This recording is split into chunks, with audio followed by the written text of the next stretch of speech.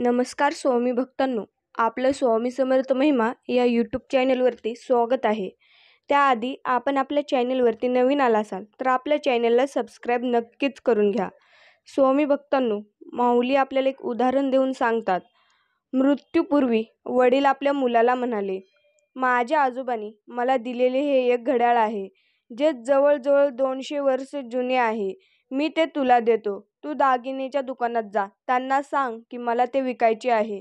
ते आपल्याला किती ऑफर देतात ते पहा. मुलगा दागिन्याच्या दुकानदाराकडे गेला आणि परत वडिलांकडे गेला आणि म्हणाला, त्यांनी 150 रुपये ऑफर केले कारण ते फारच जुने आहे. वडील म्हणाले, आता तू भंगाराच्या दुकानात जा. मुलगा भंगाराच्या दुकानात गेला आणि परत वडिलांकडे येऊन म्हणाला, त्यांनी 20 रुपये ऑफर केली आहे कारण ते खूप खराब आहे. आता वडिलांनी मुलाला घड्याळ घेऊन संग्रहालयात जायला सांगितलं. तो संग्रहालयात गेला आणि येताना आनंदाने घरी आला. म्हणला, बाबा, क्युरेटरने या दुर्मिळ तुकड्यास त्याच्या मौल्यवान वस्तूच्या संग्रहालयात समाविष्ट करण्यासाठी 5 लाख रुपयांची ऑफर दिली आहे. वडील शांतपणे स्मित हास्य करत म्हणाले, मला तुला हेच सांगायचे होते की योग्य ठिकाणीच तुमचं योग्य मूल्य आहे. स्वतःला चुकीच्या जागी शोधू नका आणि तुमचे मूल्य होत नसल्यास रागावू नका. ज्यांना आपले मूल्य माहिती आहे तेच आपली प्रशंसा करतात. आपली किंमत जाणून घ्या, म्हणजे अशा व्यक्तीपासून दूर राहा ज्यांना आपली किंमत नाही. माऊली म्हणतात, खूप गोड बोलणारी, अति नम्रतापणा दाखवणारी, पाया पडणारी, अति स्तुती करणारी, अति आदर सत्कार करणारी माणसं अत्यंत धोकादायक, दांभिक, आतल्या गाठीची, लबाड, बेरकी, संधीसाधू व विश्वासघाती असतात. दुसऱ्यांच्या खांद्यावर हात ठेवून तुम्हाला खांदा देण्याचं षड्यंत्र ते रचत असतात. या उलट जी माणसं तोंडावर रागाने, कडवट, टीकात्मक, जहरी, फटकळ पण स्पष्ट बोलतात, त्यांचं अंतर्मन वरच्या प्रकृतीपेक्षा नक्कीच चांगलं असतं. विश्वासघात करणं, फसवणं हे त्यांच्या स्वभावात किंवा माणुसकीत नसतं. तीच खरंच मनमोकळी व विश्वासू असतात. म्हणून जीवनात आपण काही बाकी शिको अथवा न शिको, पण माणसं वाचायला नक्कीच शिकलं पाहिजे. लक्षात असू द्या, राग आल्यावर भांडायला ताकद लागत नाही, तर ताकद लागते ती कितीही राग आला तरीही शांत राहण्यासाठी. भांडणात वापरलेले शब्द हृदयातून निघते, त्या शब्दांचे अर्थ मात्र डोक्यातून निघतो. हो ना, खरं सांगायचे म्हणजे आपल्या जिभेचे वजन तसे कमी आहे. त्यामुळेच तुम्ही उच्चारलेला शब्द वजनदारही असू शकतो. त्या शब्दाने मनाला जखमी होऊ शकतात. अपमान करणे हा एखाद्याचा स्वभाव असू शकतो, पण एखाद्याचा सन्मान करणे, त्याला त्याच्या मायपित्याने दिलेले संस्कार. आयुष्य हे तसे क्षणभंगुर आहे. रस्त्यावर पडलेला सोनचाफा सुकून गेला तरी चुकून पायदळी येतात, सुगंध मात्र ठेवून जातो. तसेच आपले आयुष्य आहे. आज आहे तर उद्याचा दिवस कसा हे मात्र विधीतल्या ठावे नाही का? मग गर्व कशाचा? ह्या प्रश्नाचे उत्तर मात्र तुम्ही शोधा, म्हणजे चुकते कुठे हे नक्कीच कळेल. एक छोटा मुलगा आपला 2 हातात 2 पेरू घेऊन उभा असतो. त्याची ताई हसत हसत म्हणाली, दादा, एक पेरू मला दे. तेवढ्यात त्याने तो पेरू दाताने कुरडला. त्याची ताई काहीच बोलली नाही. मुलाने दुसरा पेरूही दाताने कुरडला. आपल्या भावाची ही कृती बघून त्याची ताई नुसती बघतच राहिली व तिच्या चेहऱ्यावरील हसूच गायब झाले. तेव्हा तिच्या लहानग्या भावाने चिमुकले हात पुढे करून कुरडलेल्या दोन्ही पेरूंपैकी एक पुढे केला व म्हणला, ताई, हा घे, हा जास्त गोड आहे. ताईच्या डोळ्यात पाणी आले. प्रत्येक वेळी आपले निष्कर्ष बरोबरच असतीलच असं नाही. एखाद्याची कृती पूर्ण होईपर्यंत घाईघाईत निष्कर्ष काढून गैरसमज करून घेण्यापेक्षा ते गैरसमज दूर करण्यात आणि समोरच्याला समजून घेण्यातच आयुष्याचे खरे हित असते. स्वामी भक्तांनो, माऊली म्हणतात, वेळ निघून जाते. आपले घर, आई वडील, घरचे जेवण, फ्रेंड्स यासारख्या अनेक गोष्टी आहेत ज्या आपल्यासमोर असताना त्याची किंमत कळत नसते. पण एकदा की ती गोष्ट दूर झाली, दिवसेनाशी झाली, तेव्हा मात्र आपल्यासाठी सर्व काही किती व्हॅल्युएबल होतं हे लक्षात यायला सुरुवात होते. टाईम निघून जातो आणि त्या जागी डिस्टन्स येतो. खरं तर एखादी गोष्ट जीवनातून गेल्यावरच त्याची किंमत कळणे किंवा त्याच्यावर प्रेम करणे ही जगातील सर्वात मोठी शोकांतिका आहे. स्वामी भक्तांनो, जर तुमचा स्वामी माऊलींवरती विश्वास असेल तर व्हिडिओला लाईक करायला, चॅनलला सबस्क्राईब करायला आणि कमेंटमध्ये श्री स्वामी समर्थ टाईप करायला विसरू नका. दुधाला दुःख दिले की दही बनते, दह्याला दुखवले की ताक बनते, ताकाला त्रास दिला तर लोणी बनते आणि लोण्याला लोळवले तर तूप बनते. दुधापेक्षा दही महाग, दहीपेक्षा ताक महाग, ताकापेक्षा लोणी महाग, लोणीपेक्षा तूप महाग. परंतु या सर्वांचा रंग एकच, शुभ्र. याचाच अर्थ पुन्हा पुन्हा संकटे आणि दुःख झेलूनही जो माणूस आपला रंग बदलत नाही, अशा माणसाची समाजातील किंमत जास्त असते. दूध उपयोगी आहे, पण 1 दिवसात नासते. दुधाची विरजण दही 2 दिवस टिकेल, दह्याच्या घुसळलेल्या ताकाचे दिवस 3, ताकामधले लोणी आठवडाभर राहील, पण लोण्यांचे कडवलेले तूप मात्र कधीही खराब होत नाही. आता बघा, आहे की नाही गंमत? एका दिवसातच नसणाऱ्या दुधाची किती न नासणारे तूप लपले आहे. तसंच आपले मन अथांग आहे. त्यात सकारात्मक विचार घालून नीट मंथन करा, चिंतन करा, मनन करा आणि आपले जीवन त्याहून सुलाखून त्यातूनच बाहेर पडलेले तुम्ही, म्हणजेच कधी न हारणारे एक सदाबहार व्यक्तिमत्व तुम्ही व्हा. जोपर्यंत देवाणघेवाण चालू असते तोपर्यंत येणं-जाणं चालू असते. जोपर्यंत आपण होऊन बोलत नसतो तोपर्यंत समोरून प्रतिसाद मिळत असतो. पण जेव्हा देणं आणि आपण होऊन विचारणं संपतं तेव्हा नातं तर संपतच, पण माणुसकीसुद्धा संपत असते. आपण कोणासाठी कधीच महत्त्वाचे नसतो. महत्त्वाची असते ते समोरच्या व्यक्तीची आपल्याकडून असणारी गरज. गरज पडली की आठवणा आणि गरज संपली की अडचण, हा काही लोकांचा स्वभावच असतो. गरज संपली की नातं संपलं. प्रत्येक गोष्टीत फायदा पाहणारी माणसं नात्याला किंमत देत नसतात. एक गोष्ट लक्षात ठेवा, कधी कधी एकटं जगायला पण शिका. जर तुमचे दिवस चांगले असतील तर आमंत्रण नसताना सुद्धा गाव गोळा होतो, पण वेळ वाईट असेल तर निरोप देऊन सुद्धा लोक येत नाहीत. शेवटी कोणीच कोणाचं नसतं. श्रीरामासारखा पती असूनही सीता हरण्याच्या वेळेस कोणी नव्हते. द्रौपदीचे 5 रक्षक असूनही वस्त्र हरण्यावेळी तिचे कोणी नव्हते. राजा दशरथाला 4 पुत्र असूनही अंतसमयाला जवळ कोणी नव्हते. लंकाधीश रावणाजवळ सर्व काही होते, मरताना जवळ कोणी नव्हते. भगवान श्रीकृष्ण सर्व शक्तिमान होते, बाण लागला तेव्हा जवळ कोणी नव्हते.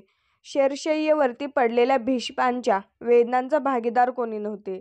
अभिमन्यूवर प्रेम करणारे सर्वजण होते, चक्र व्यवहारातून काढणारे कोणी नव्हते. या जगात आपलं कोणीच नाही. आपले कर्म चांगले ठेवा, याचेच फळ आपल्याला भोगायचे आहेत. स्वामी भक्तांनो, त्याआधी तुम्ही आपल्या चॅनलला सबस्क्राईब नक्कीच करून घ्या. स्वतःसाठी जसे आहात तसे राहा. कोणासाठी वाईट किंवा चांगलं होऊ नका. ज्याला तुम्ही पटलात तो तुम्हाला कधीच नाही सोडणार आणि ज्याला तुम्ही नाही आवडलात त्यांच्यासमोर जीव जरी ओवाळून टाकला तरी तुमचं नाही होणार. म्हणून लोकांचा विचार तुम्ही करत जाऊ नका. प्रत्येक माणसांची जीवनातल्या संघर्षाची एक कथा असते. ती त्याला तळमळीने कोणाला तरी सांगायची असते. कधी ती शारीरिक कष्टाची तर कधी मानसिक धैर्याची असते. कधी आलेल्या पैशाच्या अडचणीची तर कधी विनाकारण आपल्या पाठीशी लागलेल्या संकटाचीच असते. हे सगळं ऐकायला आणि सहानुभूती दाखवायला कोणी मिळणे हे नशीबच. नाहीतर ही सगळी कथा आणि त्यामागची व्यथा ऐकायला त्याला देव हा एकच पर्याय दिसतो. म्हणून तो मंदिरात जातो. कोण मंदिरात जातो? ते सही सलामत सगळ्या संकटातून बाहेर पडल्याबद्दल देवाचे आभार मानायला. कोणाला त्याने केलेल्या कष्टाबद्दल बोलायला सांगितलं तर समोरच्याला कंटाळा येईल एवढं बोलेल, पण ते कंटाळवाण नसलं तरी खरं असतं. प्रत्येकाच्या कथा आणि व्यथा हा असतातच. स्वामी भक्तांनो, माऊली म्हणतात, तुमची मिळकत जर तुमच्या कुटुंबांच्या गरजा भागवण्याइतकी असेल तर स्वतःला श्रीमंत समजा. कारण श्रीमंतीची व्याख्या आजपर्यंत कोणालाच करता आलेली नाहीये. जेवढ्या संपत्तीचा तुम्ही उपभोग घेता तेवढी संपत्ती तुमची असते. जास्तीची संपत्ती म्हणजे गाढवाच्या पाठीवरील सोन्याच्या गाठोड्यासारखी असते. ओझं सांभाळण्याच्या पलीकडे त्याला त्याचा काहीच फायदा किंवा उपयोग नसतो. खरं तर आयुष्याची गणितं बोटावर सोडवण्याइतकी सोपी असतात, पण भीतीचे आकडे, समाजाची काळजी व क्षणिक सुखाची ओढ अख्खा हिशोब चुकवतात. एक गोष्ट नेहमी लक्षात ठेवा, कितीही कमावून ठेवले तर बाकी राहते शून्य आणि संकटकाळी आपल्या कामाला येते आपल्या चांगल्या कर्माचे हे पुण्यच. स्वामी भक्तांनो, लक्षात असू द्या, प्रत्येकाच्या मनात असतं एक दुमडलेलं पान. कोणाला दिसणार नाही असं झाकून ठेवलेलं, मनात काहीतरी खोलवर रुतलेलं. काहीतरी पाहण्याचा मोह होतो. स्वतःलाच वाचावंसं वाटतं. जुनं काहीतरी लिहायलं की नियतीने आपल्याबरोबर लादलेल्या हजारो इंगळ्या ढासाव्या तशाच. लाखो वेदनांची काळजी घ्याल होतं. वाचताना निघणे जखमेवरची खपली आणि भळभळतं रक्त नको असताना.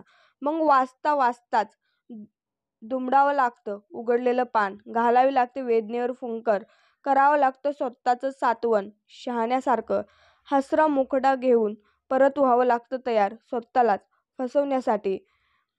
स्वामी भक्तांनो, देव इतका पण वेडा नाही. अगरबत्ती लावल्याने, नारळ फोडल्याने आणि घंटा वाजवल्याने तुमच्या सर्व इच्छा पूर्ण करेल आणि आयुष्यातील सर्व दुःख दूर करेल.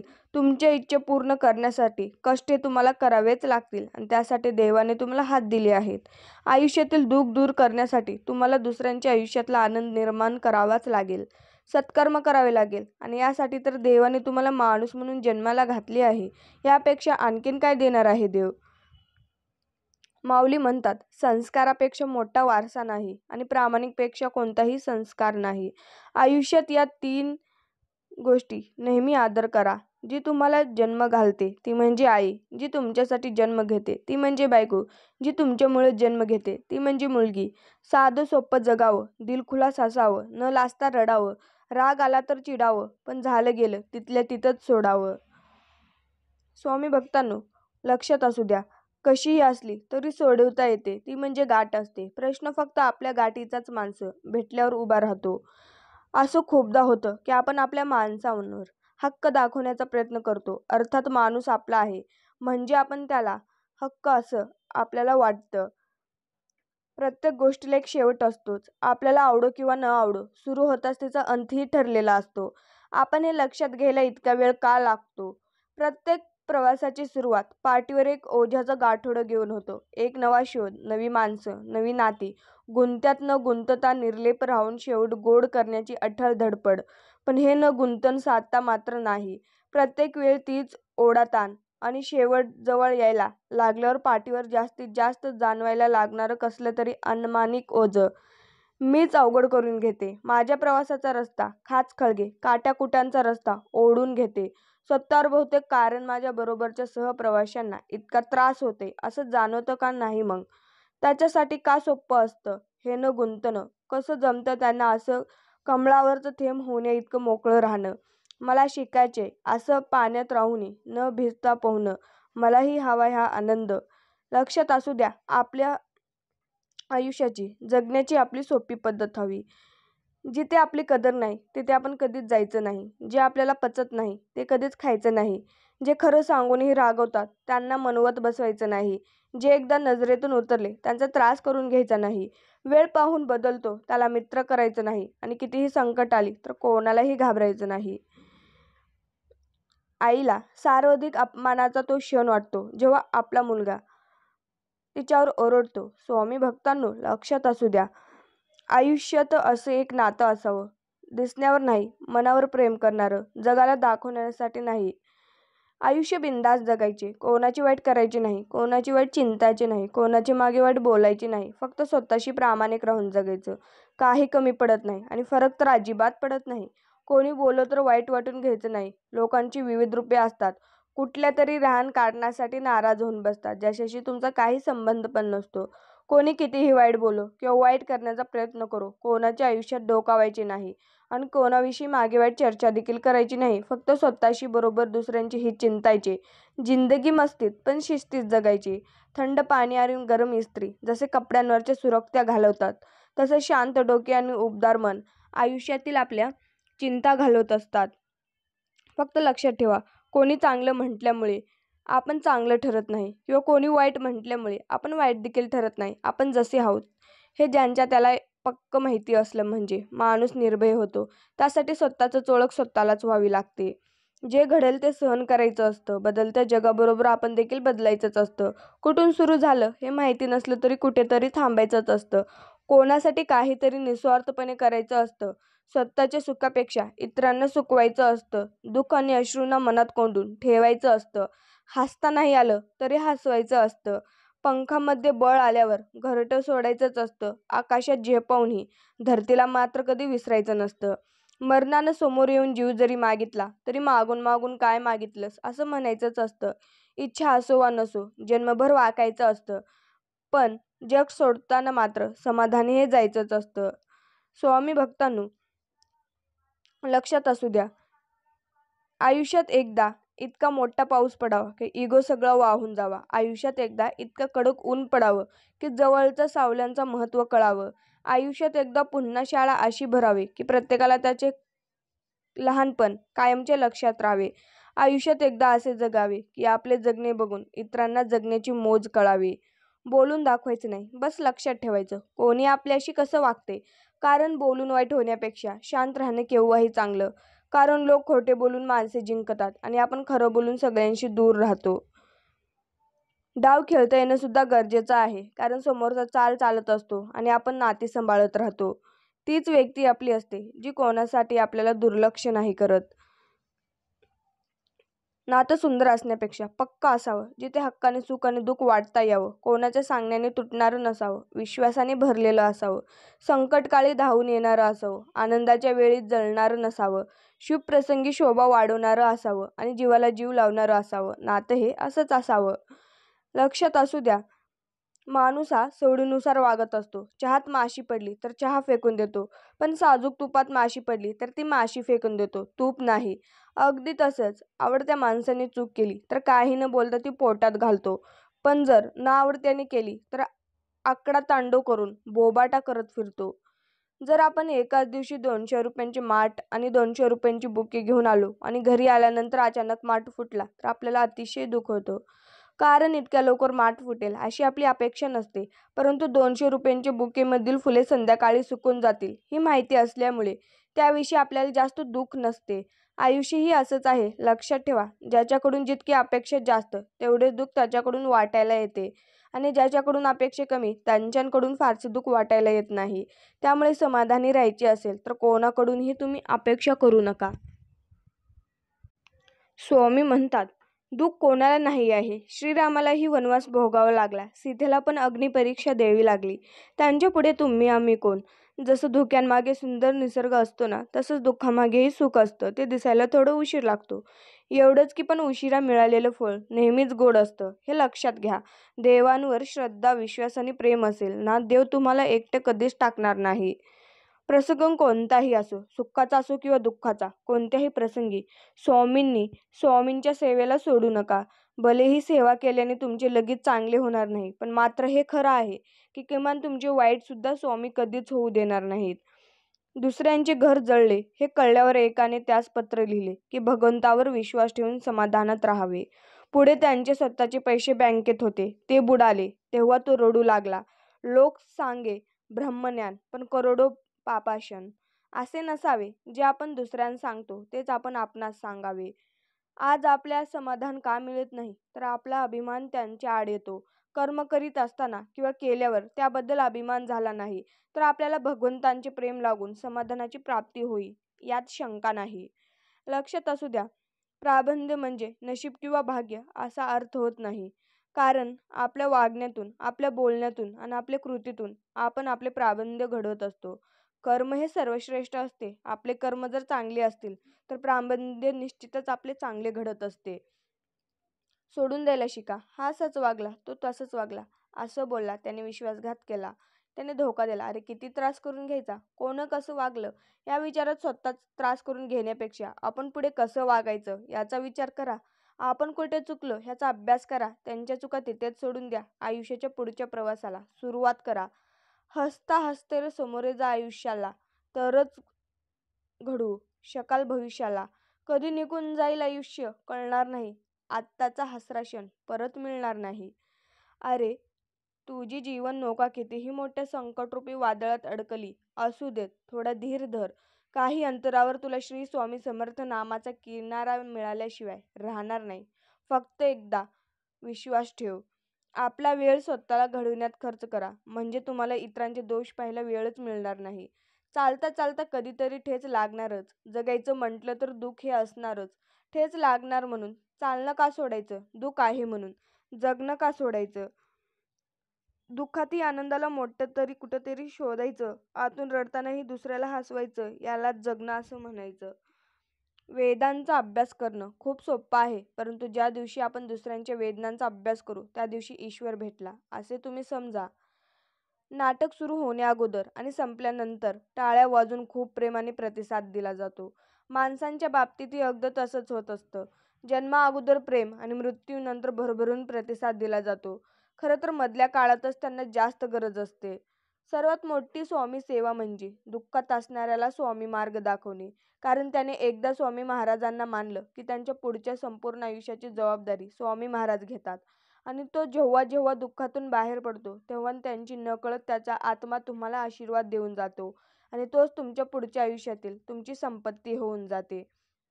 लक्षात असू द्या, सुखातही सद्गुरूंची आठवण व्हायला पाहिजे. दुःखात तर त्यांची आठवण होतच असते. अशी आठवण जर होऊ लागली तर मग आणखीन एक वाट पटते की आपली सगळी सुखे आणि दुःखे त्यांनीच स्वीकारलेली आहेत. एकदा त्यांनी स्वीकारली आहे म्हटलं की मग आपण चिंतारहित होतो. करून बघा हा प्रयोग. आपण एकदम शांतच होतो. डोक्याला काही ताप उरत नाही आणि मग फक्त आला दिवस. वाट्याला आलेली कर्तव्य सांभाळून व त्यांचे स्मरण ठेवून आनंदाने घालवायचा. आपण किती सहजपणे बोलून जातो ना, आम्ही स्वामी भक्त आहोत. खरं तर स्वामी भक्त होणं साधी सोपी गोष्ट नाही. ही पदवी नाही, हुद्दा नाही. तो एक मिळालेला जन्म आहे. पुनर्जन्म म्हणा हवे तर. ज्यात आपल्या पुनर्पुण्याईमुळे स्वामींनी त्यांचे नाव घेण्याची, भक्ती करण्याची परवानगी आपल्याला बहाल केली आहे. ही संधी परत येणे नाही. तेव्हा त्या संधींचे सोने करण्यापेक्षा परीस करण्याचा आपल्याला सर्वांकडून नम्रपणे प्रयत्न व्हावा. स्वभावाला औषध नसतं, पण ते रोज घ्यायचं असतं. अधारिताला जोडून थोडं धीरानं घ्यायचंच असतं. संतापाला ताप सोडून मनाला संत करायचं असतं. मनातला हट्ट सोडून नातं घट्ट करायचं असतं. माझ्यातला मी सोडून तिच्यातला तिला जपायचं असतं. आपलं बोलणं सोडून कधी समोरच्यालाही ऐकायचं असतं. एका दिवशी नाही तरी हळूहळू बदलायचं असतं. थोडं थोडं का होईना रोज प्रेम मात्र द्यायचंच असतं. एखाद्याचा राग दुसऱ्यावर न काढता समोर. तर स्वामी भक्तांनो, असंच आपल्या स्वामी माऊलींचे संदेश पाहण्यासाठी आपल्या चॅनलला सबस्क्राईब तुम्ही नक्कीच करून घ्या. श्री स्वामी समर्थ. जय जय स्वामी समर्थ. धन्यवाद.